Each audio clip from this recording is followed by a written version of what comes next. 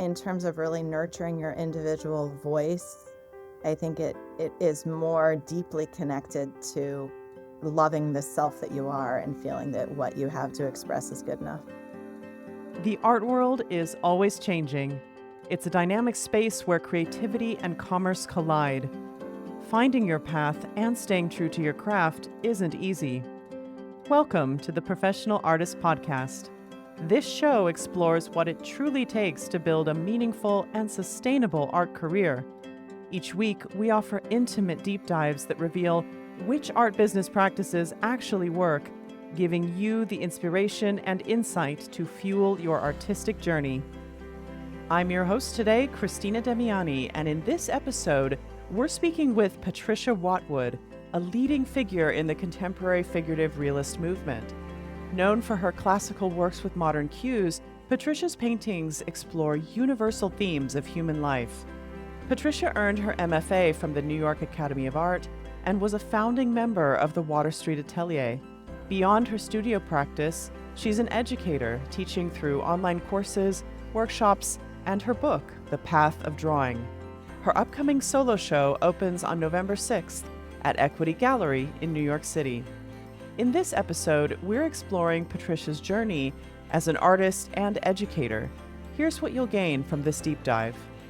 How Patricia built a thriving teaching practice and the mindset that makes marketing it sustainable. What artists need to know about commissions, from pricing to process to protecting creative freedom. What it really means to find your authentic voice as an artist, and why you're already closer to it than you think. All right, let's head into the gallery and explore the world of Patricia Watwood.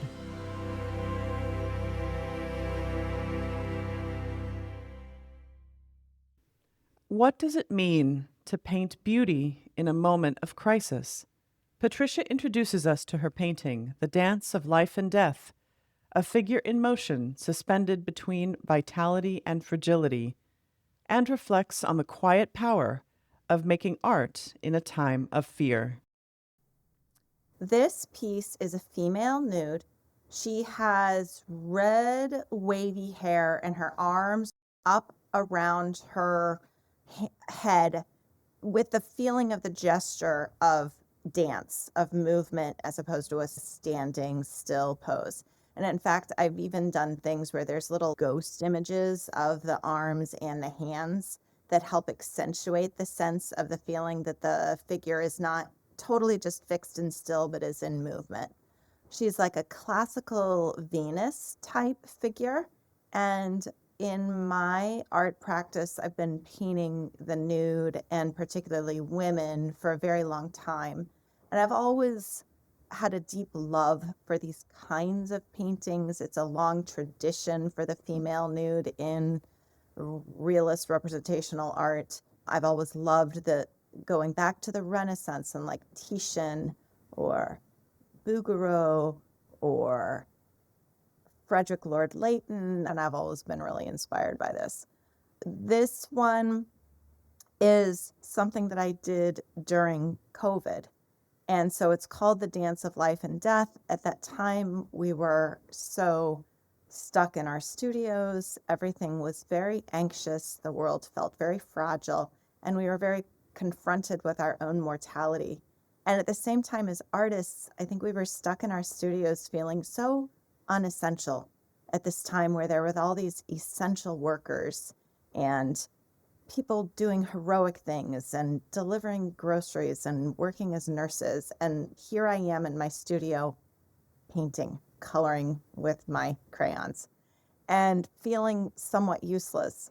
But at the same time, I think we also found at that time that a lot of people sought solace online and really got involved in like online art education, classes. There was a real uptick in that. And so that also was showing me how life-giving and how sustaining the act of art making or art itself in culture was.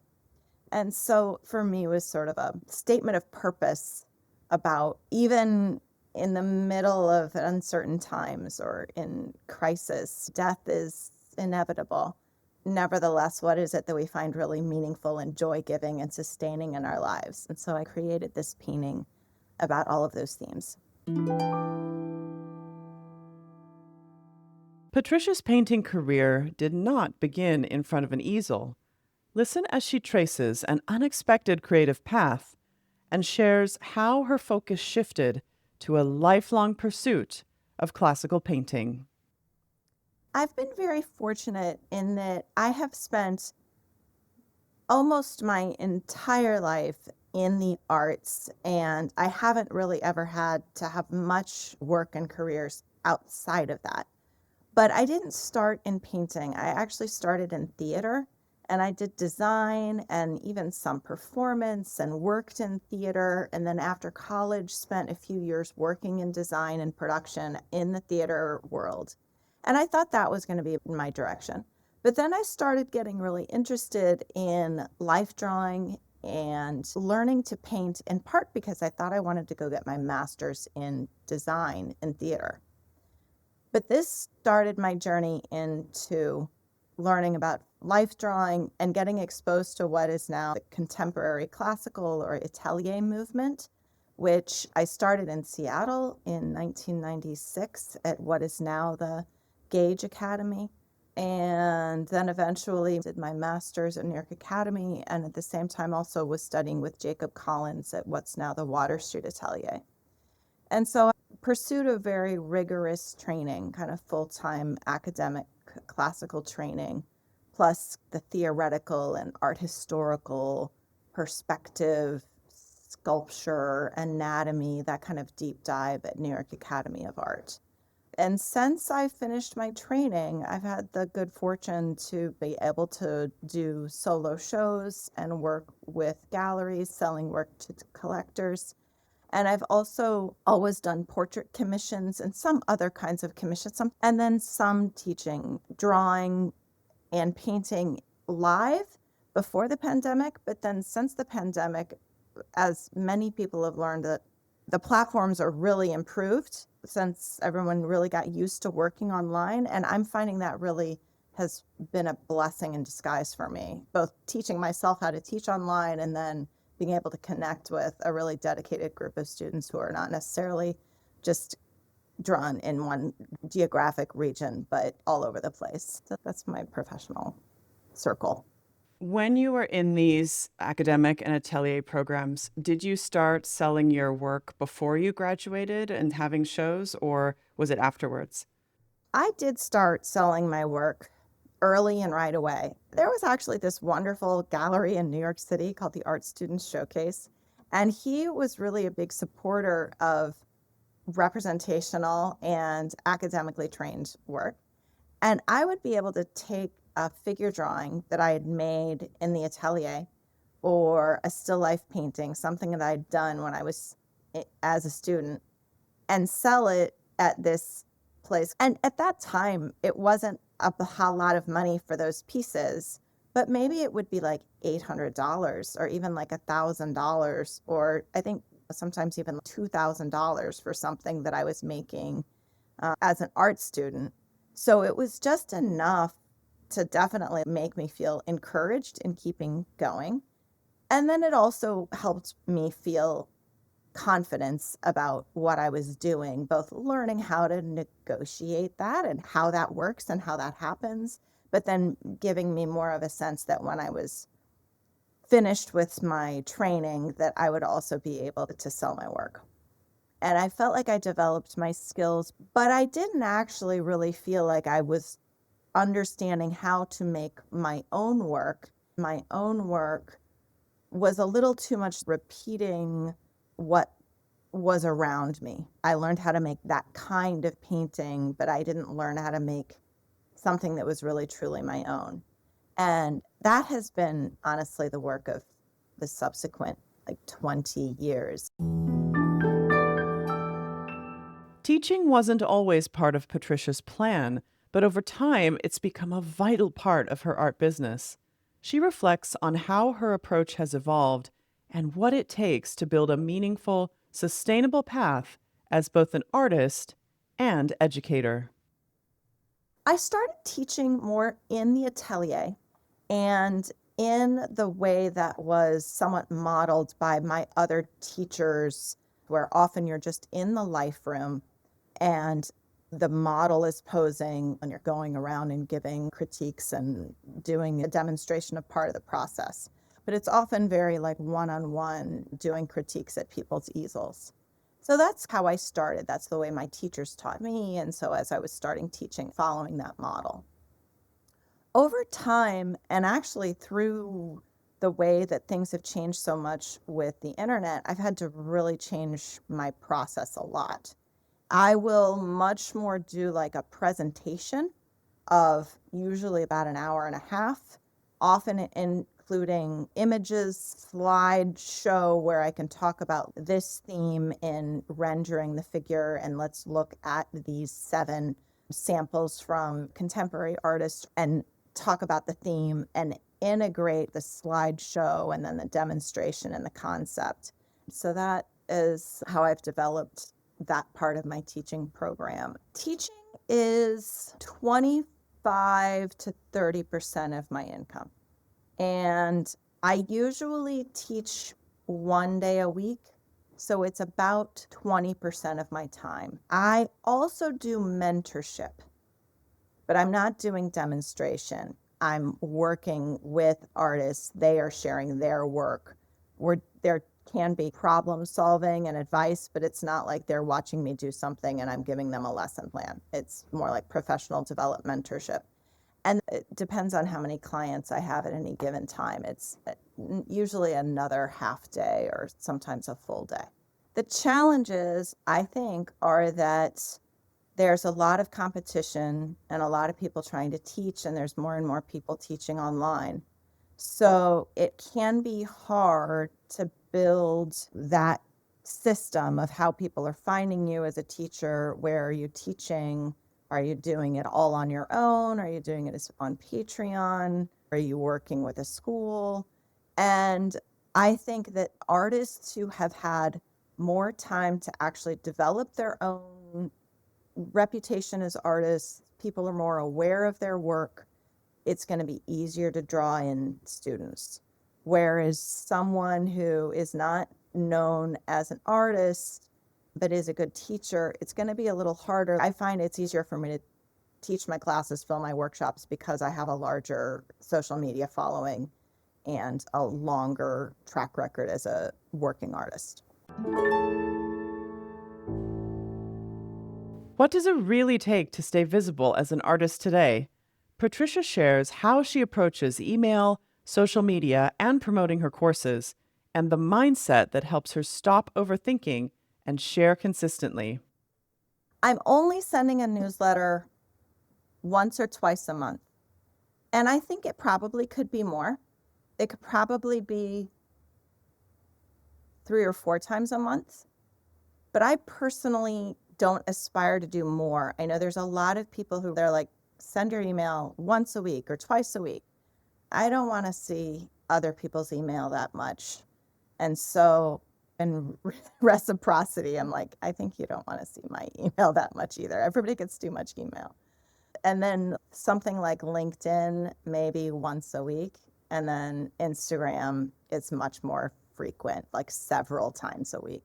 I use my Instagram stories a lot too, and I just post, sometimes art related, sometimes personal related. Curiously, I get more responses on my Instagram story than I do on my post. It's taken me a long time to both get good at and comfortable with social media.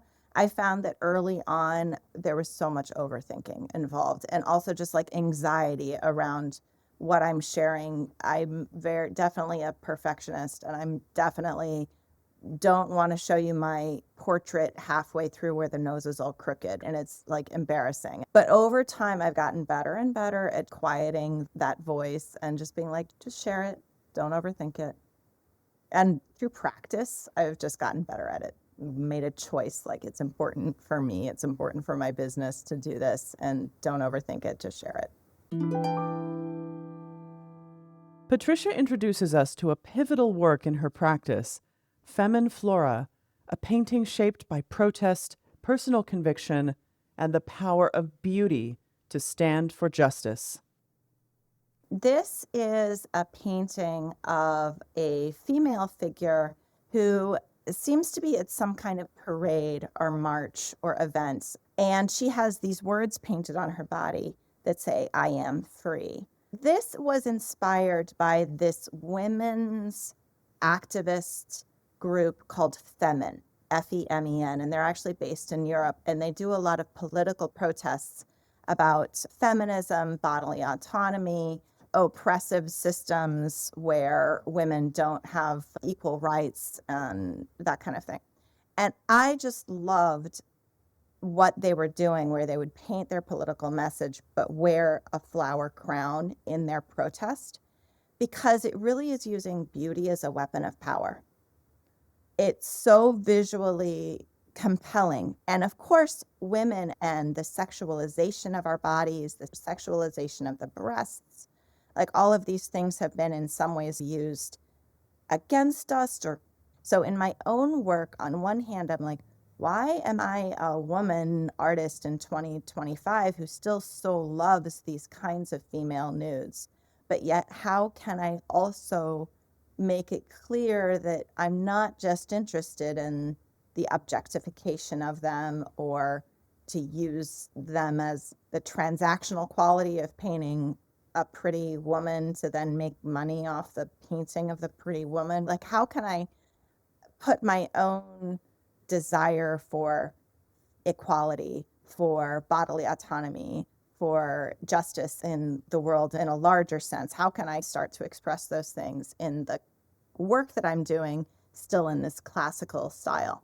So this work was definitely a pivot, a breakthrough for me in terms of how I could do that. And it's one of my favorite paintings. I had a model pose, and it was interesting because I actually had 2 or 3 different models come to cast them. And I worked with a couple different people and found this wonderful model who I felt like really embodied the idea and the feeling and the energy that I wanted. I find that with my figurative pieces, that I am a little bit like casting a model in a character role in terms of thinking about, what do they project? What is their gesture of their body? What is their type in terms of their skin tone or their age or their body type? I have been fortunate in my career in terms of being based in New York City, and there is an abundance of fantastic professional artist models. And so then once you start going to a life drawing studio or connecting with other artists who also do figurative work, there's just all this networking, right? And I get to know people that way. I find that once I get to know a model that I like, I will use them over and over again because I develop a relationship with them, and that's special and meaningful to me. I also really value the energy and the presence that the model brings into my creative space. Commissioned portraiture has become a meaningful part of Patricia's practice, but it didn't start with major institutions.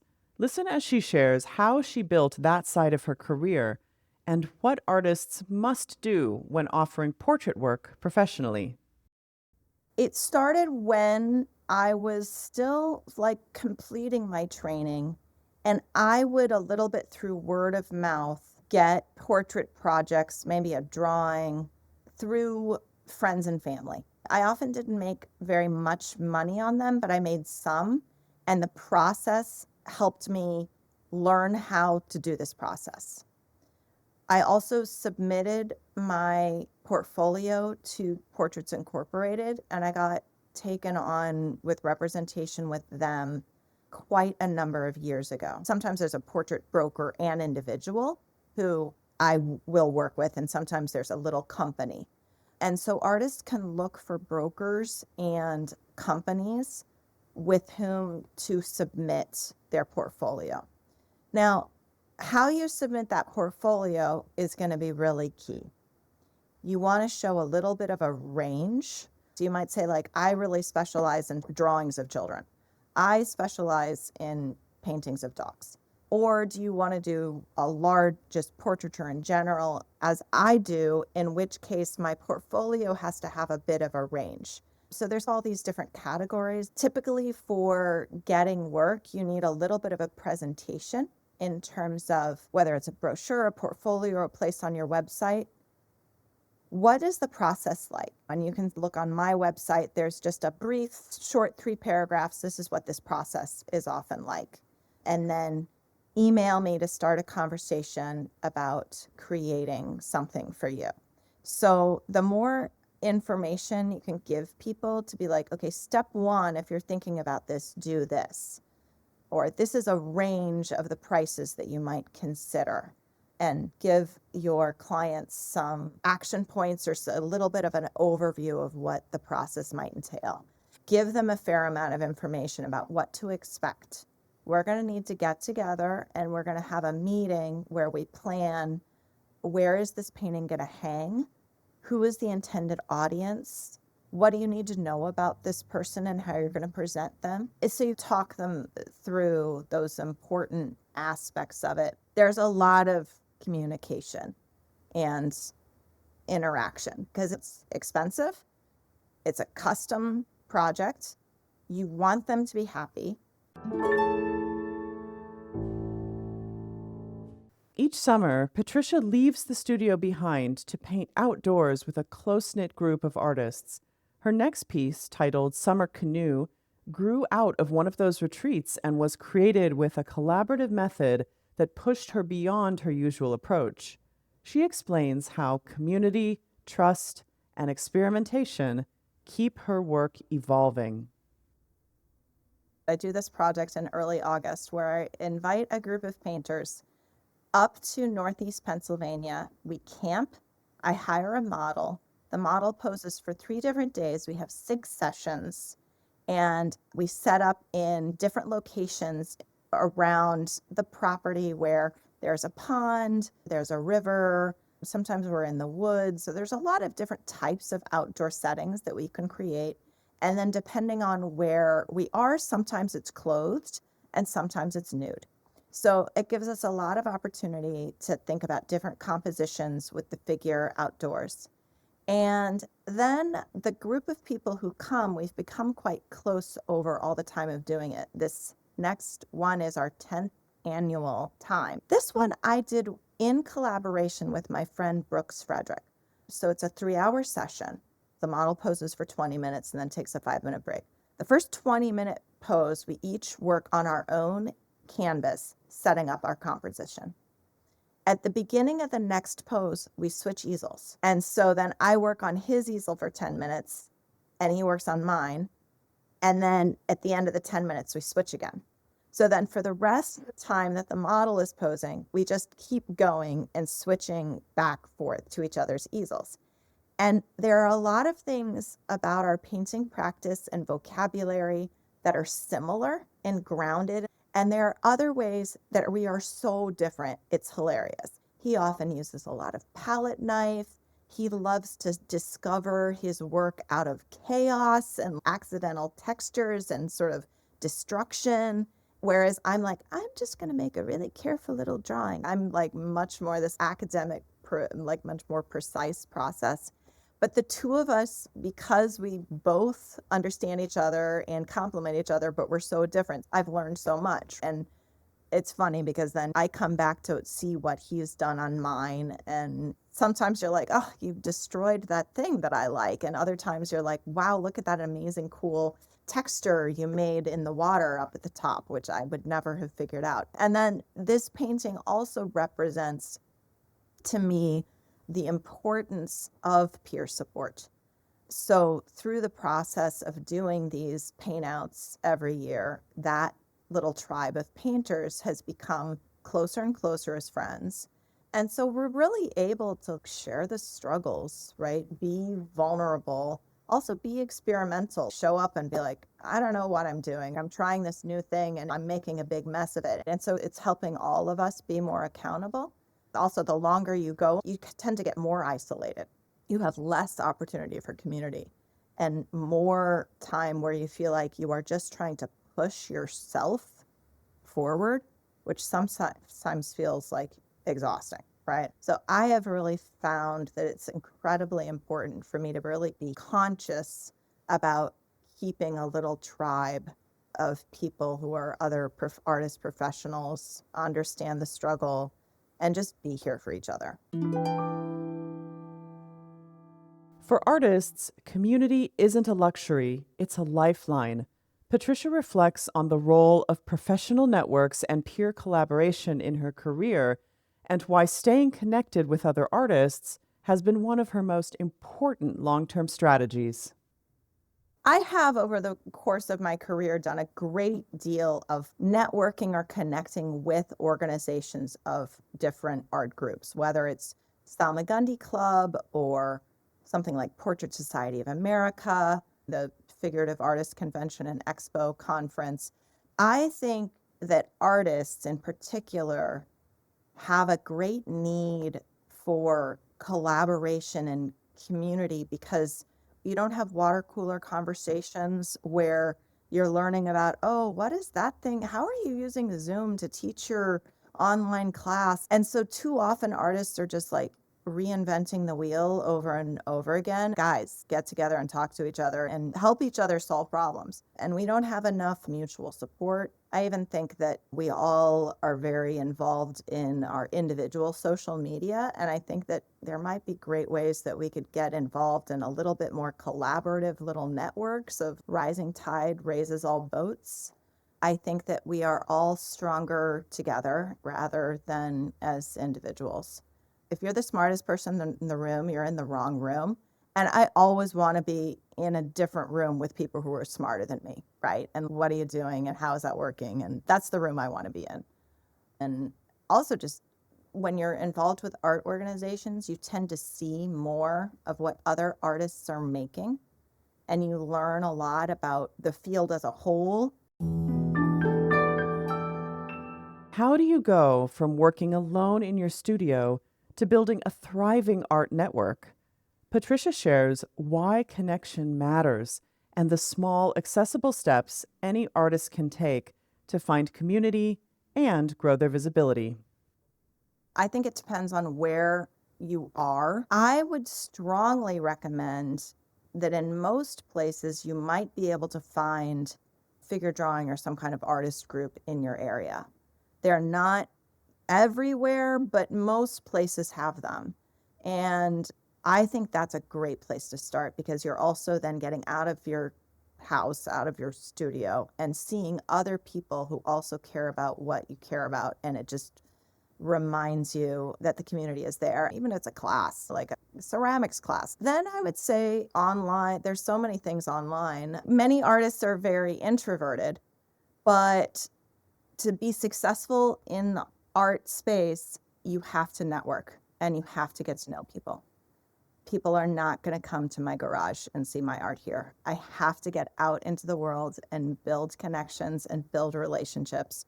And through that, then start to build a network of people who know my work. And the most successful artists I know are the people who are most practiced and conscientious about just getting themselves out there. Patricia, as we wrap up this conversation, is there anything else you would like to share with our audience of artists and art professionals? I'm just thinking about nurturing your own individual voice. To think about that as actually a practice, you don't just suddenly figure out you have, or suddenly you know how to do. Recognizing I don't have that skill, how do I build that skill? And then what are the things that you can be doing in your life and in your studio that is supportive of that? But don't just wait for it to happen. Figure out what are some little steps that you can take to do that. I think that actually everyone has an artistic voice.